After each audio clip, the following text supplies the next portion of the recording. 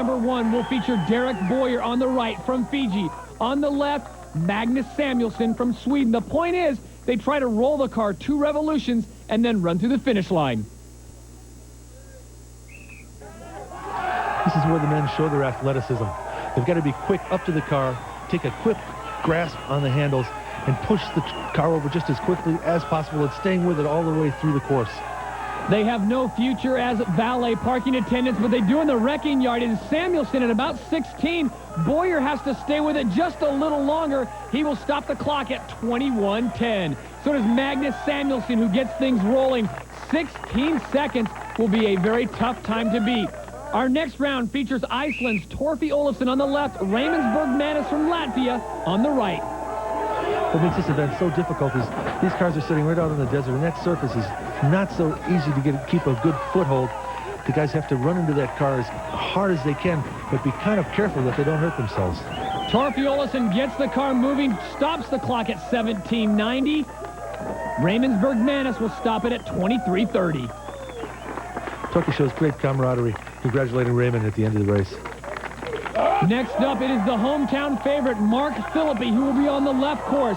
He will be going head-to-head with Sven Karlsson from Norway. Now, Bill, on the surface, this looks like a very even matchup. Both men about the same size. They both have a low center of gravity, which should enable them to get down low on those handles and pull really quickly. I just don't know if Mark's got the experience in this event to do well. Sven Karlsson has that car really moving. Mark's struggling just a little bit to get it back up and over. And Sven Karlsson is going to come close to that 16:20 put up by Magnus Samuelsson. 16:59 just misses out. Mark Philippi at 19:90 as his wife looks on. So close to winning the event. Sven looks like he's a little bit disgusted with himself. He knows he could have done better. Our next round will feature Chief Harold Iron Bear Collins on the left of your screen, going head-to-head against the German, Heinz Olisch. Heinz is a really fast start and a strong pull in the beginning. Chief seems to be struggling just a little bit on that first turn. He had to make a commitment to just try to spin that car just as hard as he could.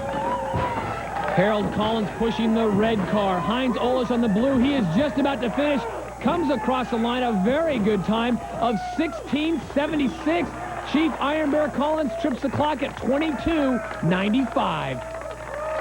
Well, Heinz Olisch happy with that, puts him into third place. Magnus Samuelsson still holding on to the time to beat with only 2 men remaining. Those 2 men in our final heat, they feature Jouko Aholo on the left from Finland, going up against Flemming Rasmussen from Denmark. The 16:20 is the time to beat. This could be a really fast race. Rasmussen's a little bit bigger, but this is just going to come down to technique.